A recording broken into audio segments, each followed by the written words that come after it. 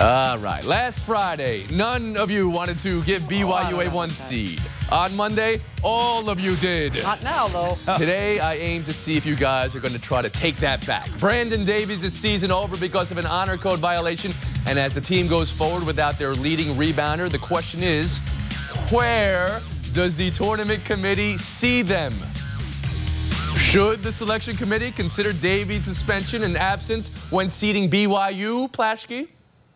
Absolutely not. The tournament committee's job is to reward the body of work for the season. It's not to predict who's going to win the tournament. Back in 1990, Loyola Marymount lost Hank Gathers. He died, and they went from a 5th seed to an 11th seed. And guess what? They still went to the Elite Eight. Don't make that mistake again, NCAA. And the second point I want to make is I'm sick and tired of people already over the country giggling and twittering and teetering about, they violated BYU honor code. What did he do? Hold some girl's hand? Listen, it's BYU's rules. We have to respect them and respect the fact that they're enforcing those rules in a difficult time. Quit joking about it. It's a good thing BYU is doing. We rip teams for not suspending guys, and now we're joking because they are. Okay. No, this is a good thing for BYU. Page, your thoughts?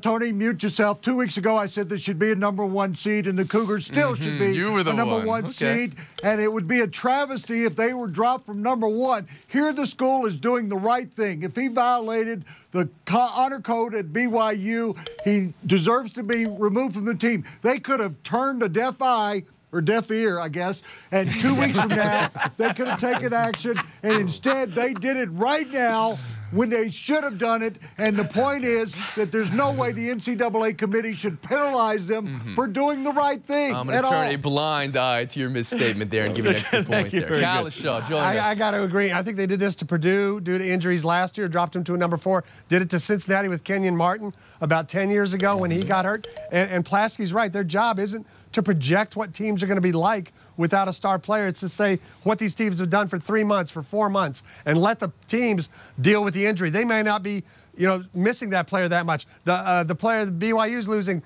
gets in foul trouble all the time. He only plays 24 minutes. They're used to playing games without Davies. They may be able to overcome this better than we think. But he's their leading rebounder. Jackie, what do you think of this loss? Well, I agree with your premise, Tim, but I disagree with just about everything else you just said. Davies is central to what BYU does. He is very important to them, and they're not going to go very far at all without him because he is one of their most athletic players, one of their inside presence. That aside, I do agree with these guys, Tony.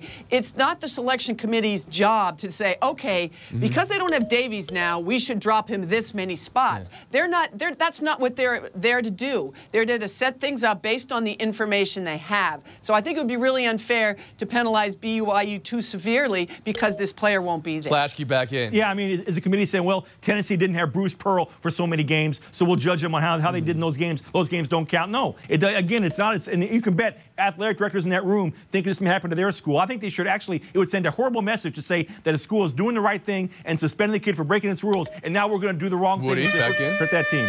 Well, Jackie, I have to disagree with you somewhat. They do have a very deep team. They've got a kid named Chris Collinsworth I watched during the course of the season. They're a guard-oriented team. They're supposed to play defense inside. I think they can do that with the backup players they have available. Yeah.